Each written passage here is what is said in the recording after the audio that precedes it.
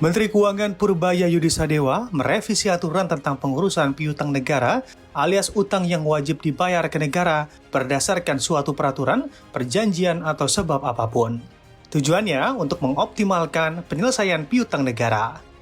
Hal itu tertuang dalam Peraturan Menteri Keuangan atau PMK Nomor 23 Tahun 2026 tentang perubahan atas PMK Nomor 240 Tahun 2016 tentang pengurusan piutang negara. Aturan mulai berlaku pada sejak diundangkan 24 April 2026. Salah satu ketentuan baru dalam PMK ini yaitu barang jaminan atau harta lainnya milik penanggung atau penjamin utang yang telah disita oleh negara dapat langsung dikuasai dan digunakan pemerintah melalui Panitia Urusan Piutang Negara atau PUPN tanpa harus memperoleh persetujuan dari penanggung utang atau penjamin utang. Dengan demikian, aset sitaan tidak lagi harus dijual melalui lelang.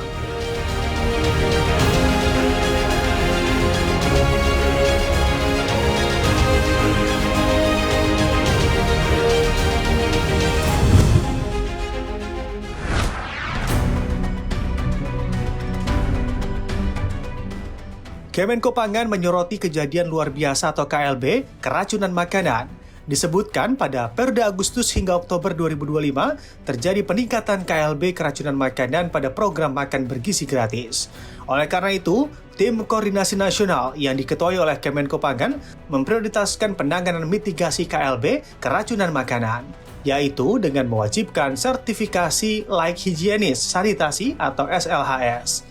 Deputi Bidang Koordinasi, Keterjangkauan dan Keamanan Pangan Kemenko Bidang Pangan Nani Hendiarti mengungkapkan, urgensi keamanan pangan dalam mendukung ekonomi berkelanjutan di Indonesia mencakup pencegahan bahan pangan yang tidak aman dikonsumsi masyarakat, pengawasan keamanan pangan nasional, serta maraknya kejadian keracunan pangan di Indonesia.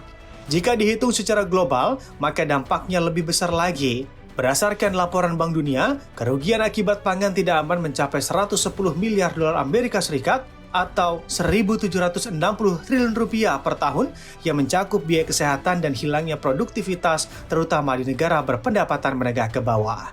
Tak hanya itu, dampaknya juga terasa ke program pemerintah. Kasus keracunan makanan yang sempat terjadi hingga menyebabkan penghentian sementara atau suspend program makan bergizi gratis MBG menunjukkan adanya potensi kehilangan manfaat yang seharusnya muncul.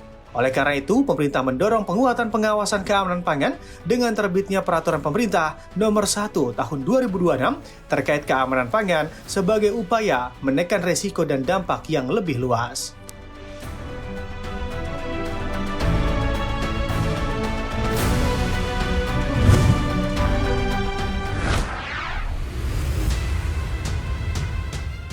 Badan Pusat Statistik melaporkan Indeks Perkembangan Harga atau IPH pada Minggu ke-4 April 2026 kembali mengalami penurunan.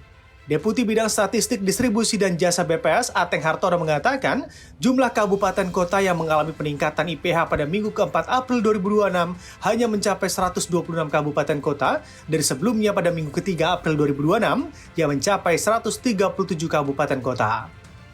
Namun, dirinya juga menyoroti masih adanya kabupaten kota yang mengalami kenaikan IPH hingga 4%. Kabupaten Tolikara di Papua Pegunungan dan Kabupaten Halmahera Utara di Maluku Utara menjadi kabupaten atau kota yang masih mencatatkan kenaikan IPH hingga 4%. Ateng merinci, komoditas pangan penyumbang kenaikan IPH tertinggi di dua kabupaten kota tersebut, yakni beras, cabai rawit, cabai merah, dan daging ayam ras.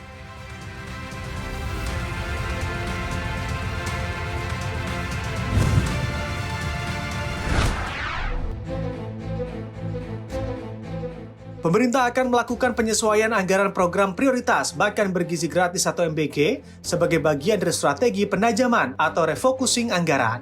Penyesuaian ini diyakini dapat menghemat APBN hingga lebih dari 50 triliun rupiah per tahun.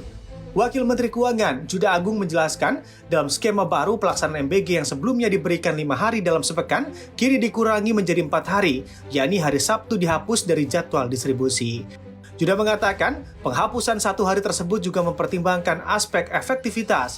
Menurutnya, pemberian makanan di hari tertentu justru berpotensi menimbulkan ketidakefisienan, terutama jika siswa perlu berangkat ke sekolah pada hari libur untuk mengambil jatah MBG.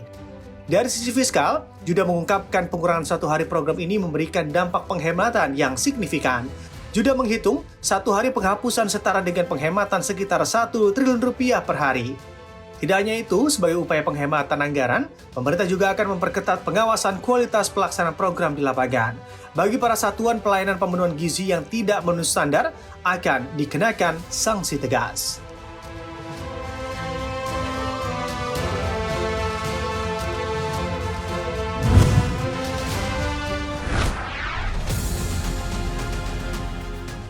Presiden Amerika Serikat Donald Trump mengancam akan memberikan tarif impor tinggi ke Inggris jika pajak layanan digital bagi perusahaan teknologi asal Amerika Serikat tak dicabut.